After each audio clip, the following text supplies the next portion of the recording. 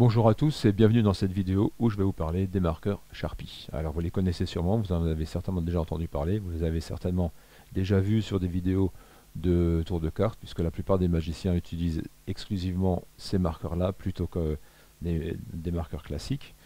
Pour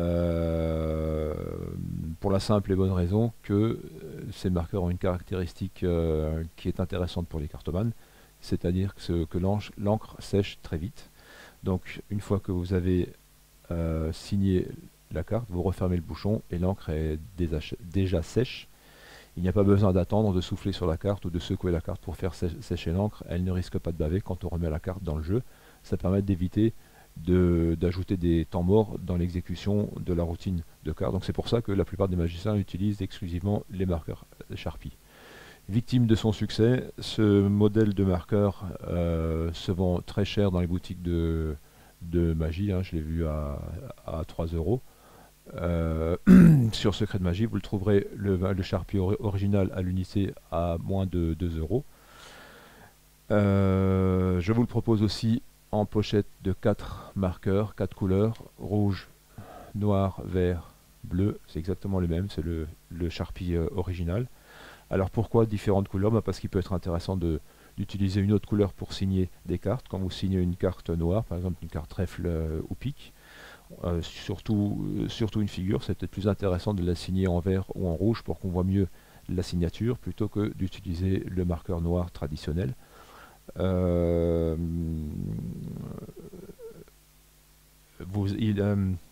Il existe aussi des cartes à dos noir ou à dominante noire, où là aussi ça peut être intéressant parce qu'il y a parfois des routines où il faut assigner le dos de la carte, et là ça peut être intéressant aussi d'utiliser une autre couleur comme par exemple le rouge ou le vert. Si vous utilisez un étui Sherpa, le bleu ça peut aussi vous servir comme stylo pour tous les jours si vous avez besoin, si vous aimez utiliser un stylo qui a un trait épais pour votre utilisation quotidienne, vous pouvez utiliser le marqueur bleu qui est à l'intérieur de la pochette. Cette pochette coûte moins de 6 euros donc sur notre boutique, c'est-à-dire moins de 1,50 € le marqueur, donc c'est-à-dire moitié prix que ce qu'on a vu sur certaines boutiques. Mais je vous le propose aussi dans un autre modèle, c'est exactement le même fabricant qui fait ça, c'est Sanford qui fabrique les Sharpie et qui fabrique aussi des marqueurs ici pour transparent pour rétroprojecteur. Donc on a les mêmes couleurs, on a le noir, le rouge, le vert et le bleu.